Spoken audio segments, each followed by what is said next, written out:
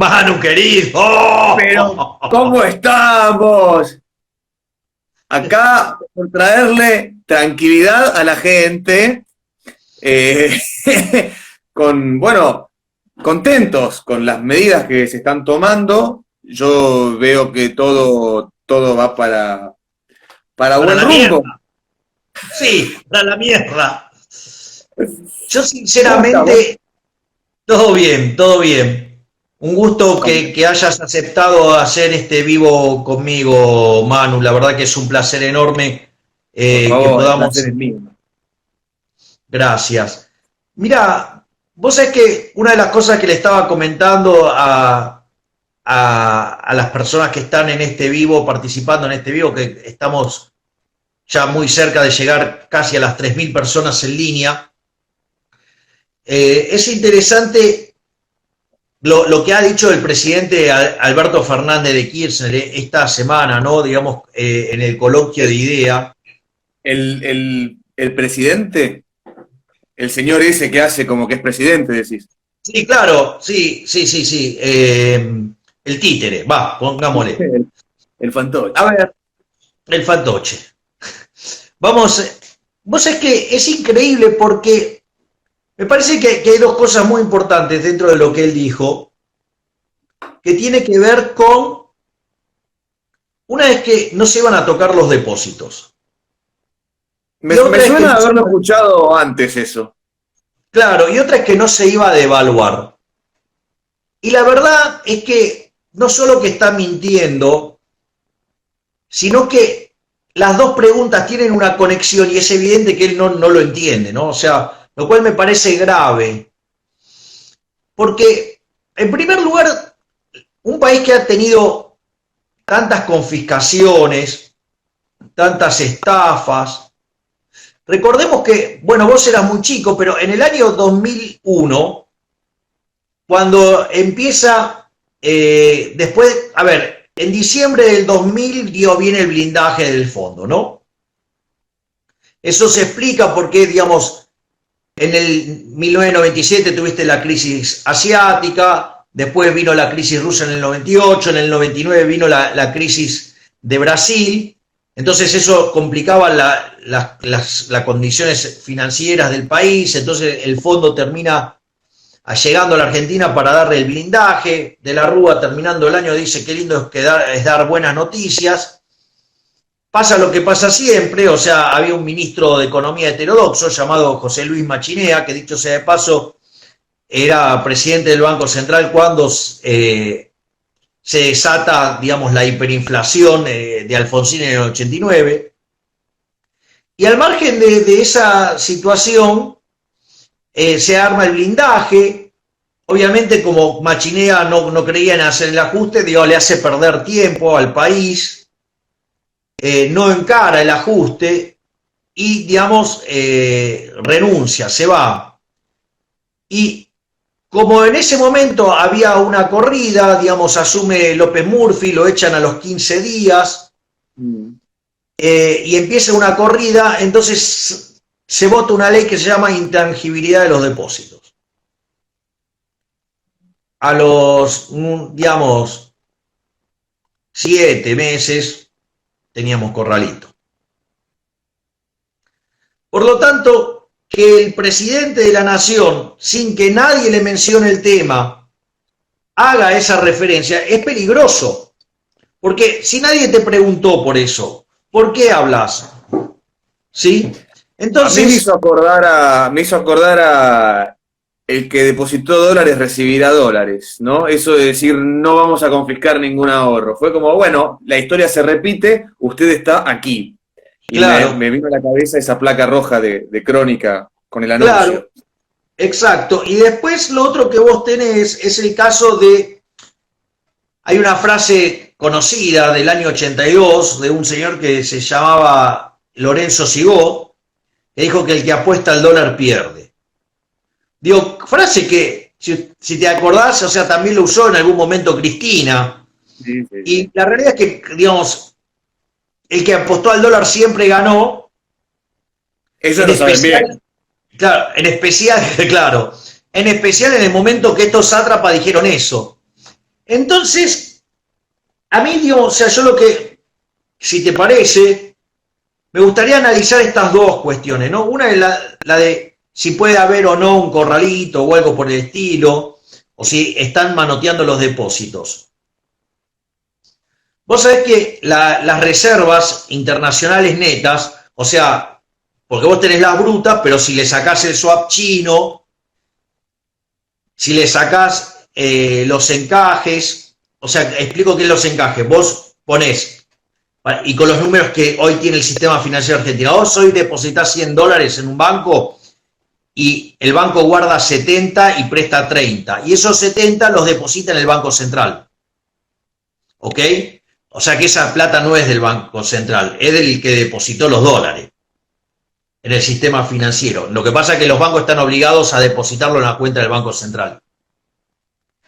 Entonces, si además restás lo que es la línea del Fondo Monetario Internacional, que tiene que ver con nuestra participación dentro del fondo, que si obviamente si la querés usar, digamos, no podríamos, tendríamos que, por ejemplo, pagar los 44.000 millones de dólares que le debemos, por ejemplo, o lo que tiene que ver con el Banco de Basilea, lo mismo, o sea, que es el banco, digamos, donde se hace una suerte de clearing de las transacciones internacionales, o sea, dejaríamos de estar ahí, ¿no? O sea, sería un problema.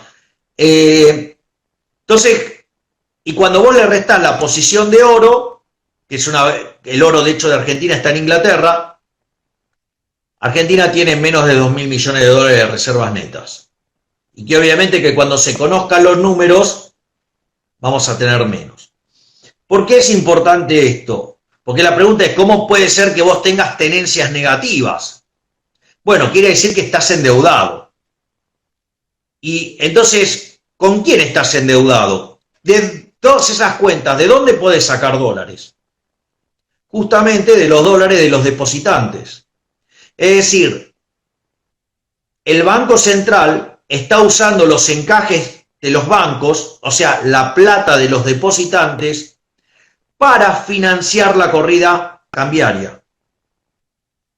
Lo cual implica además un avance sobre el derecho de propiedad, implica que está usando la plata de los depositantes que está guardada por una cuestión de seguridad de los bancos para financiar la corrida. Entonces, lo primero que hay que decir es que el presidente está mintiendo. Está usando los dólares de los depositantes para rifarlos en el mercado cambiario, lo cual es una locura, ¿no?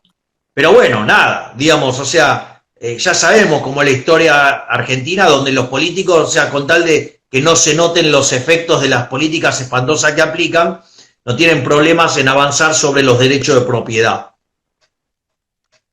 Y ahí, ligado a esto, va la segunda definición, la segunda mentira grosera del presidente Alberto Fernández, que dice no vamos a devaluar.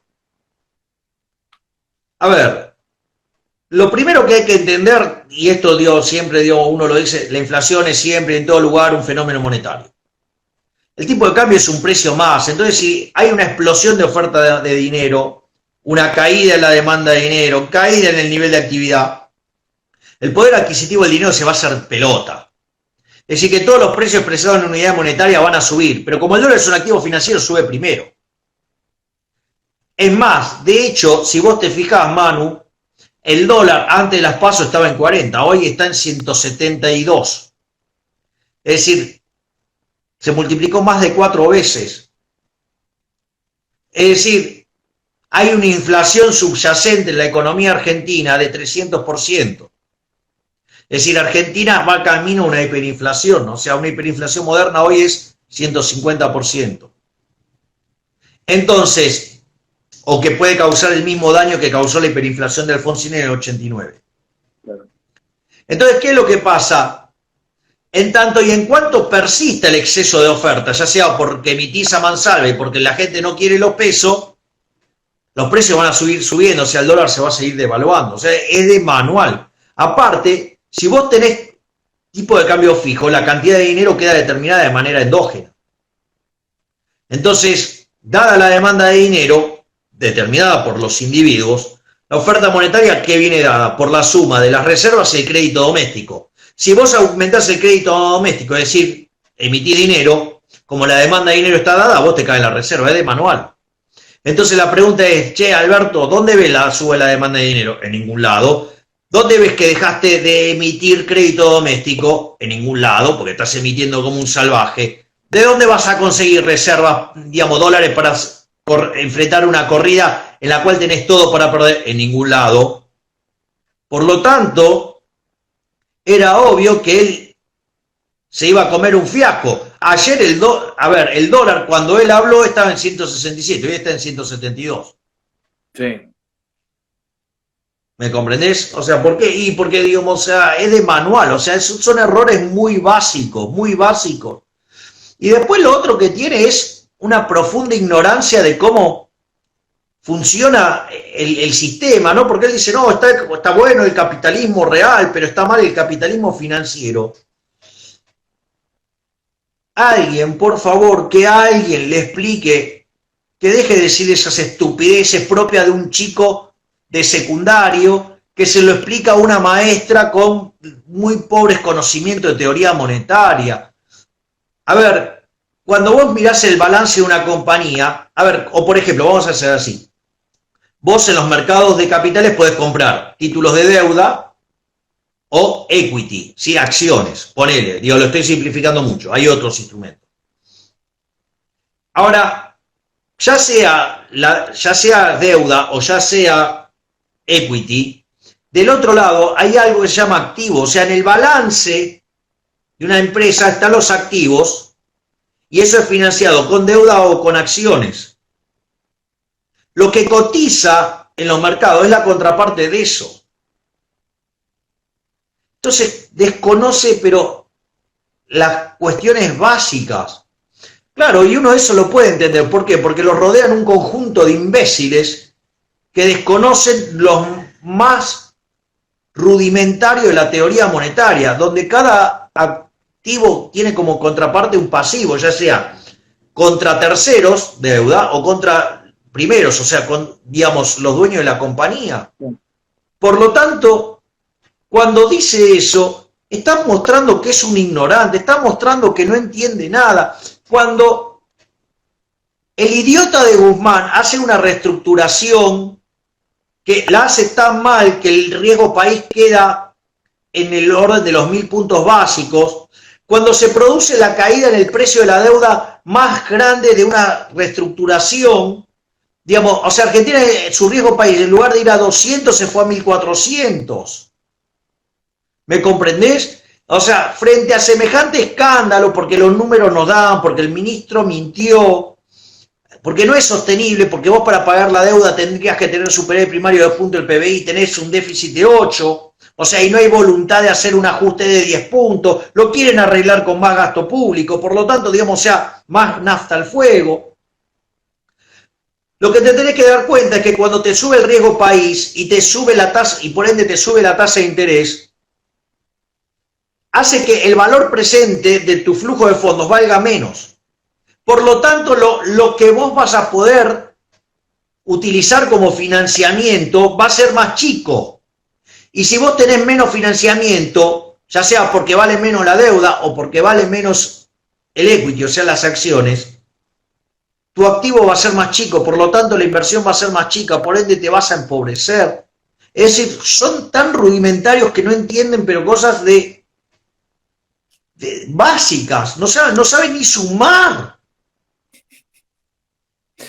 Mira, respecto, para ir por partes de todo lo que estás comentando, que es tal cual, yo tuve la oportunidad muy recientemente de hablar, muy recientemente, sí, en los últimos meses, hasta muy recientemente, de hablar con personas vinculadas al mundo de la política, tanto que han sido cercanas al kirchnerismo, como a la oposición, como a lo que fue Cambiemos, ahora Juntos por el Cambio.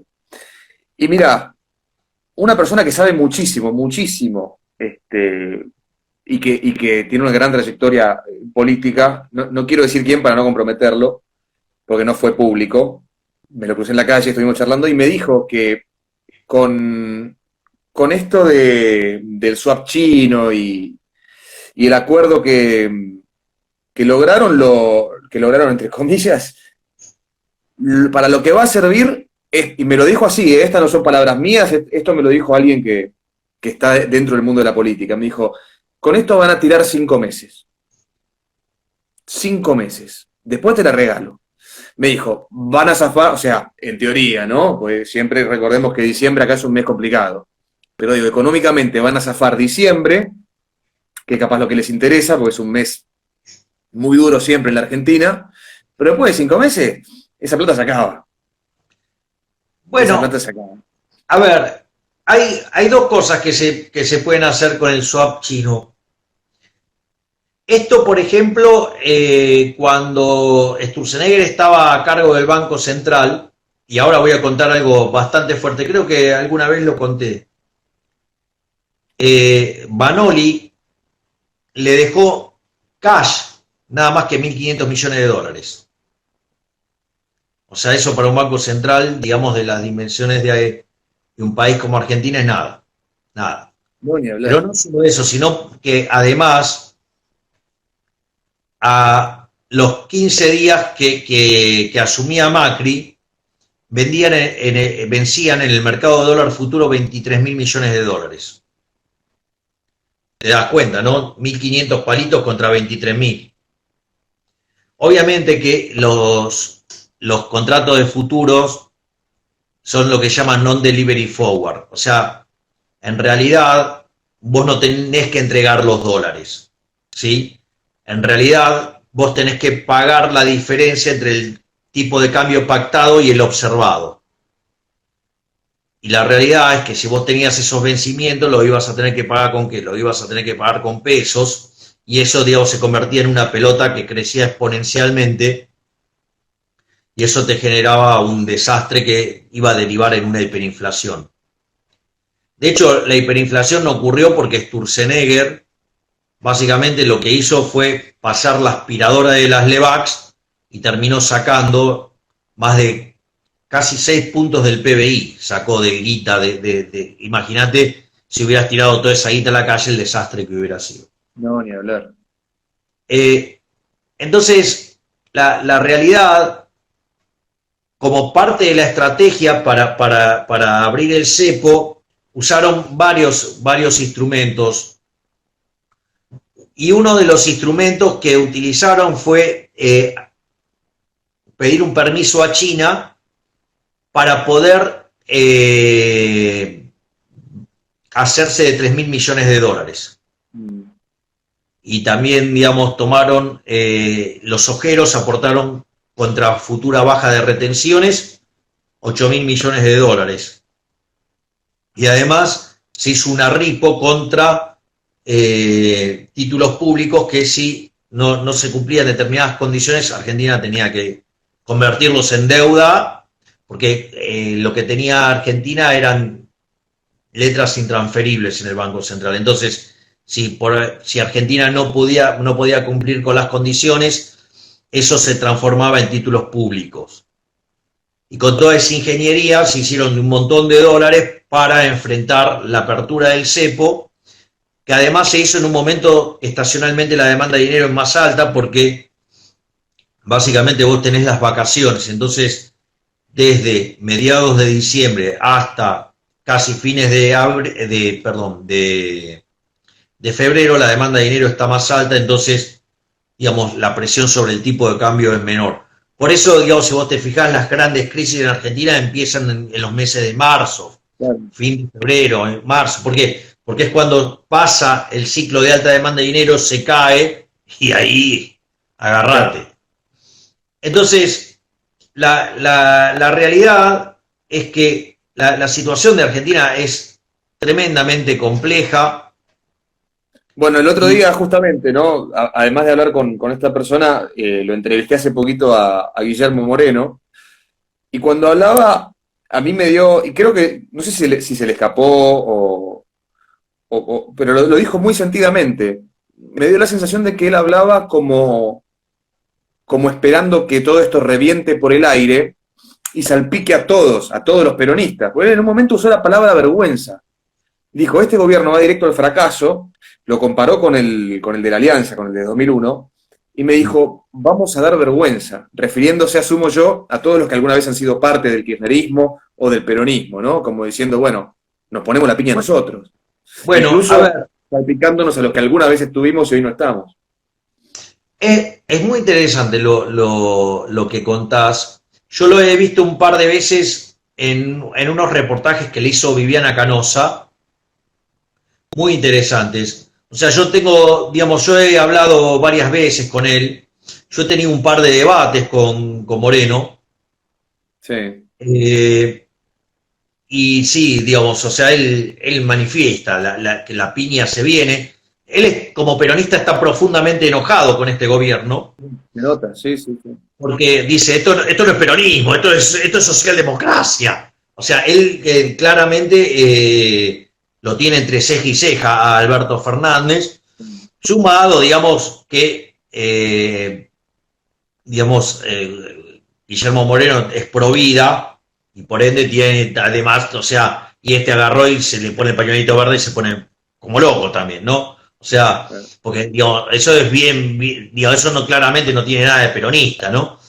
Ni hablar. Pero el punto es este, digamos, o sea, me gustaría, porque vos sabés que yo ayer estuve en La Nación y hoy salieron unos imbéciles a pegarme por una definición que yo hice de Moreno.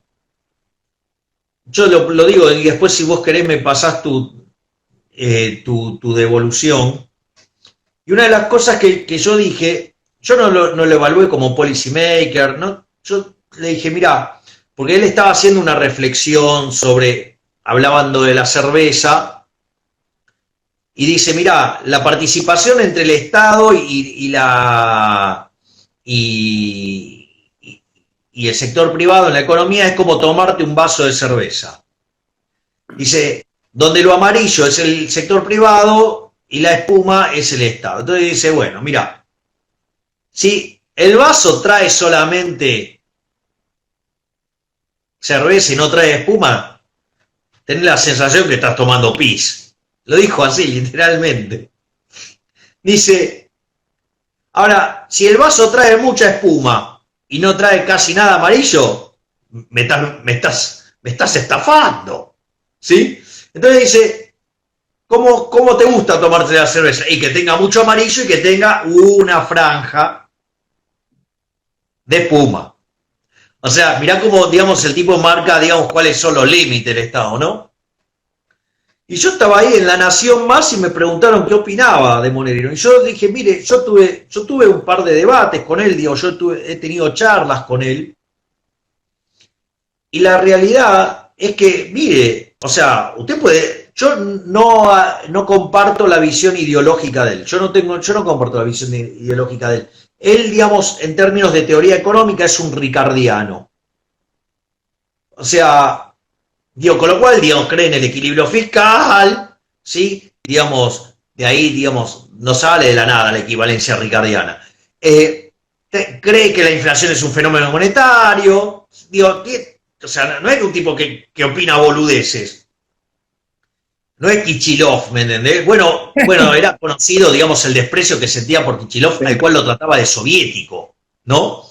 Creo que él Ahora, fue el que llegó a decir que Kichilov no había llegado, no había sido capaz ni de administrar un maxi kiosco, una cosa así, le tiraba lo cual es con esa misma cierto, frase. tuvo un bar en Palermo y lo quebró. Mirá que hay que quebrar un bar en Ah, Palermo. sí, es meritorio. Digo, no es para cualquiera eso. Pero lo interesante de esto es que cuando vos discutís con Moreno de economía, es muy interesante porque él se pone en tu marco analítico. Entonces, por ejemplo, ¿y qué es lo que mismo que hago yo? Yo cuando discuto con un keynesiano me pongo en el marco analítico del keynesiano, cuando discuto con un monetarista, porque, a ver, si alguien, digamos, no adhiere a tu marco analítico, no lo hace un pelotudo, no lo hace un ignorante, no lo hace un idiota. Claro. Vos te tenés que poner en el marco analítico del tipo y ver que el tipo sea coherente. Y a mí lo que me gusta de Moreno cuando discutís es que él sabe hacer eso. Entonces, él tiene que discutir con un monetarista, se pone el traje monetarista y te discute dentro de ese marco. Lo tiene que hacer con un keynesiano lo mismo, con un austríaco lo mismo. O sea, y obviamente después, digo, vos tenés que estar a la altura para poder discutir en el marco ricardiano. O sea, por eso es un tipo complicado en los debates, porque tenés que tener la teoría económica bien aceitada. Bueno, te imaginás que al decir esto, digamos, las redes, o sea, se pusieron un poquito violentas. Sí, yo me encontré con un tuit al respecto hoy y lo respondí con lo que es un hecho concreto. Moreno es un buen economista, Claro, sabe un montón.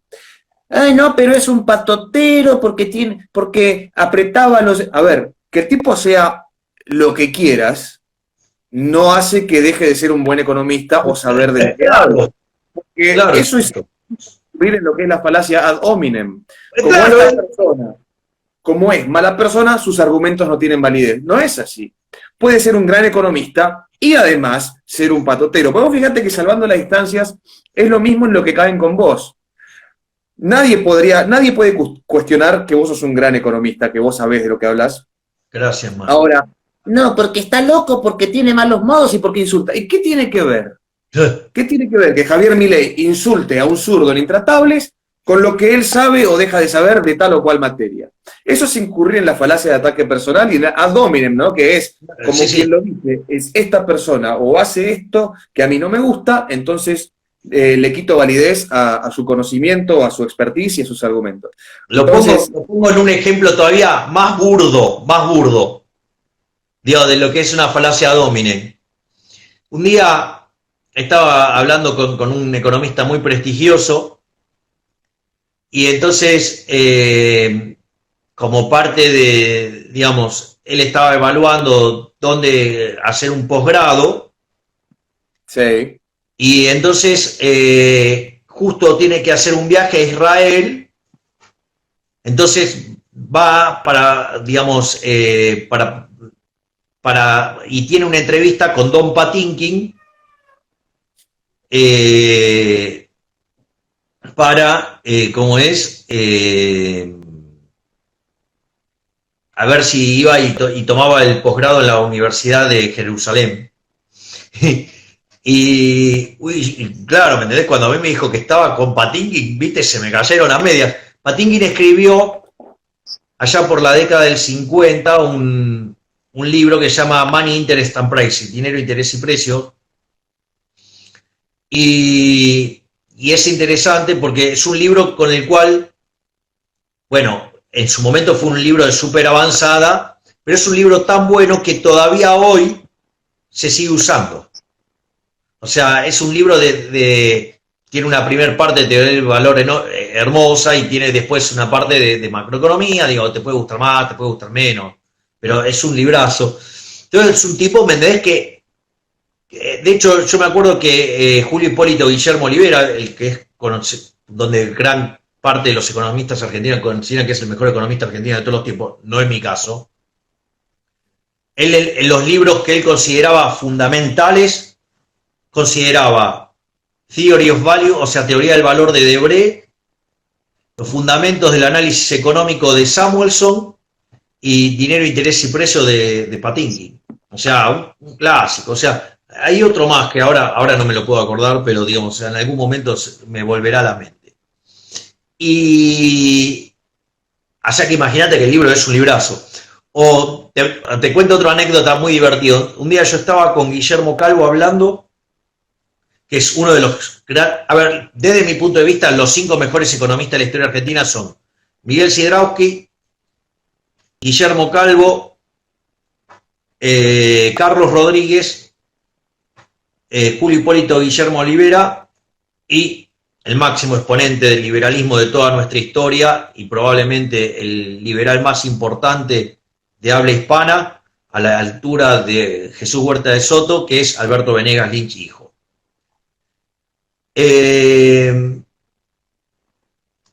Por ejemplo, Calvo estaba un día hablando con Patinkin y le cuenta a Calvo que él cuando estudiaba su libro lo hacía escuchando a Vivaldi. Y Patinkin le dijo, Pero Calvo, ¿cómo se le ocurre arruinar, digamos, a Vivaldi con mi libro? Pero al margen de eso, este gran economista que estaba viendo la posibilidad de hacer el posgrado en Jerusalén, me dice, no, pero el problema con Patinkin es que no se baña. Y, o sea, ¿qué me importa? Digo, ¿qué me importa, me entendés? Si no se bañaba, o sea, no, hubiera estado buenísimo estudiar con Patinkin, qué sé yo. Pero digo, al margen de... Y eso es una falacia domine. Bueno, es que, a ver, llevémoslo al campo más burdo de todos. Está claro que ni vos ni yo somos comunistas, ¿no es cierto? No, hay algunos que dicen que soy comunista, ¿eh? Bueno. Pero digo, nosotros sabemos que no somos comunistas. Ahora, ¿nosotros podemos negar que Joseph Stalin fue brillante? ¿Podemos negar que Mao era un tipo inteligente? Entonces digo, yo me acuerdo que hace muchos años, en la adolescencia, tenía una noviecita que un día me discutía y me decía, ¿cómo vas a decir que Hitler era inteligente? Mirá todo el daño que hizo. No estoy diciendo que era buen tipo, estoy diciendo que el hijo de puta era inteligente. Claro. Entonces digo, tengamos cuidado con entender, saber separar las cosas. Digo, Moreno sabe una barbaridad de economía. Ahora, si no te gusta, es otra cosa. Si es un patotero, es otra cosa. Si le pone un fierro en la mesa a un empresario para apurarlo, no significa que no sepa de economía. Entonces, no, porque Milei dijo esto, ¿cómo va a decir esto si era un patotero? ¿Qué tiene que ver? Tiene que ver, o sea, bueno, de hecho vos fijate que una de las cosas que yo digo de Keynes, digo que Keynes era un genio, pero era un genio del mal. Claro, claro, claro. Pero yo no dejo de reconocer que lo que hace en la teoría general es una genialidad. El tipo agarra todo el marco analítico previo a la teoría general y lo destruye todo. Claro. Pero no es que lo destruye más o menos, lo hace mierda. Pero no más o menos, pero lo destruye. Y cuando vos ves, pensá que Keynes de formación era matemático, ¿no? Matemático aplicado, o sea, un estadístico. De hecho, el Treatise on Probability es su tesis doctoral.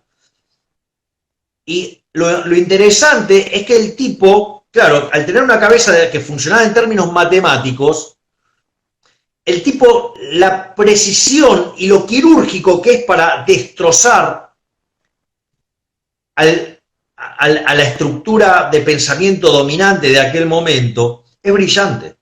Claro. Eso yo, digamos, lo plasmé por primera vez en un libro que se llama Desenmascarando la mentira keynesiana. O sea, el tipo escribe un panfleto en favor de políticos chorros, mesiánicos, corruptos, o sea, toda la peor calaña de mierda que existe en el mundo, sí, hace eso. Ahora, eso no quita que no sea brillante. O sea, lo que hace es, digamos, una obra de arte. Obvio que es una mierda que sirve para el mal. Ahora explota Twitter diciendo, Javier Milei dice que Keynes es brillante, era brillante. Lo era. Pero no es la primera vez que lo digo. Pero no es la primera vez que lo... a ver. No, pero claro, pero por supuesto, pero más vale. Che, mirá, Javier, vos hace un ratito también decías esto de que el presidente está de forma constante mintiendo, ¿no? Porque arrancamos hablando de si devaluaba, si confiscaba y todo esto. Y mirá el dato que tengo acá, muy reciente, porque Alberto, si no me equivoco, fue ayer o anteayer, dijo, cuando nosotros llegamos al gobierno, nos encontramos con un banco central sin reservas. Vacío. Mentira. Y acá el dato que lo refuta es que el gobierno de Cambiemos dejó reservas internacionales más altas incluso que las recibidas en diciembre de 2015. Por lo cual, no pasa un día sin que veamos una nueva mentira de este gobierno, particularmente de este presidente, y no nos olvidemos que por cada cosa que dice este señor, Alberto Fernández de Kirchner, como nos gusta decirle a nosotros, por cada cosa que él afirma, Hay un Alberto de un universo paralelo, que fue hace apenas 3, 4, 5 años, que dice exactamente lo contrario. Y esto abarca a cualquier campo. La reforma judicial, lo que él piensa sobre su hoy vicepresidenta, presidenta en ejercicio, todos los tópicos, hasta la forma de manifestarse en la calle, ¿no? Porque fue de lo más reciente que él hizo en campaña, ya casi a punto de asumir, cuando dijo: si alguna vez me ven claudicar, les pido que salgan a la calle a recordarme que les estoy fallando. Todo lo que él dice hoy, hace 5 minutos hay un video, un archivo, un tuit, una declaración que afirma exactamente lo contrario. Entonces digo, estamos frente a lo que se llama un mitómano, ¿no? Una persona adicta al mito, adicta a mentir. Vos sabés que es muy interesante lo que vos decís de las reservas, porque si bien cuando Sturzenegger agarra el Banco Central, las reservas líquidas eran los dólares que tenía físico, 1.500 millones de dólares, las reservas netas eran negativas en más de 15.000 millones de dólares. Digo, estaban cerca de los 20.000 millones de dólares negativos. O sea, imagínate el desastre que había ahí adentro. Bueno, vos sabés que a Kicillof se le escapó en una entrevista, hace no mucho, porque hablaba del fondo y de que esto y de que lo otro, porque viste, siempre la culpa, ellos nunca tienen la culpa de nada. Otro. Siempre es de otro, de los gorilas, de los no pueblos, los no gente, viste, somos no gente ahora. Salvo a la hora de pagar impuestos. Ahí no ahí somos gente. Una categoría que es taxpayer.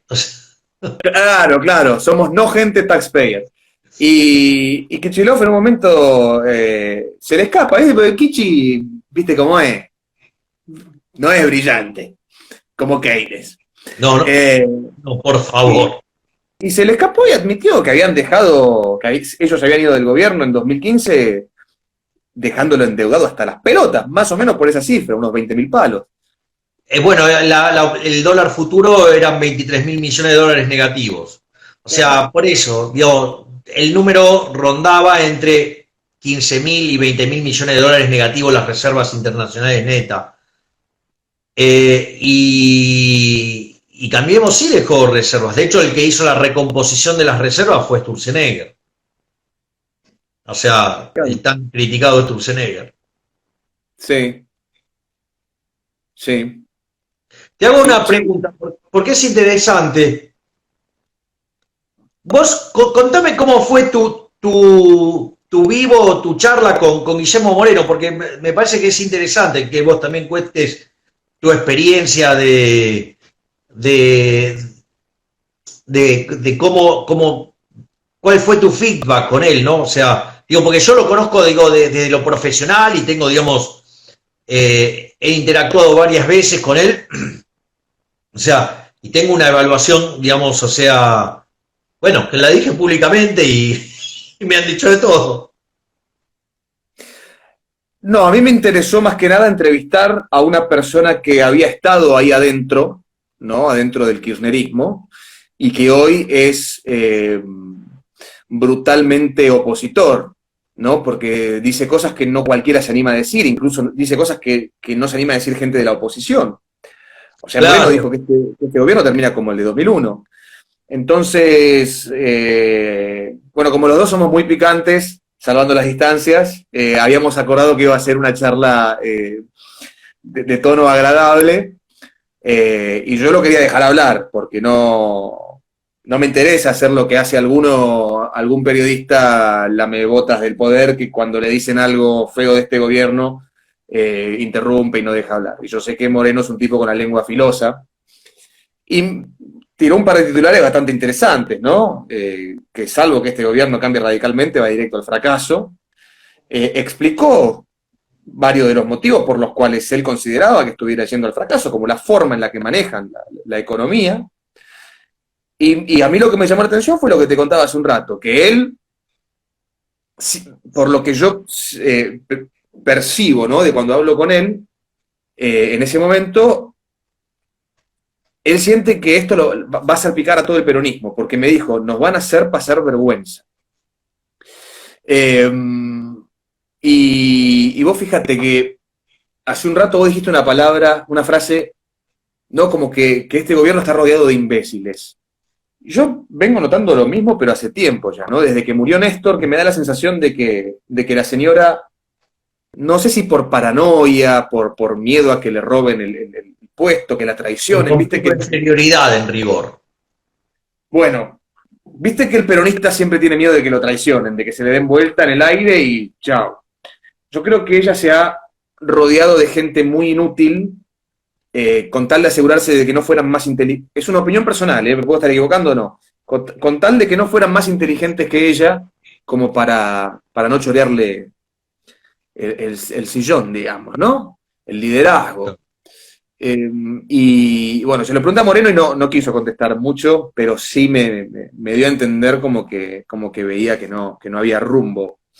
Y después, un par de datos interesantes fue que él mismo, sin que yo le dijera nada, se autodenominó liberal clásico, y decía, bueno, porque nosotros los liberales clásicos ya le ganamos el debate a los marxistas, decía, ¿no? Como un poco acercándose, yo siempre lo digo además, podrá tener malos modos, buenos modos, lo que quieras, pero yo un tipo como Moreno prefiero tenerlo en mi equipo que enfrente.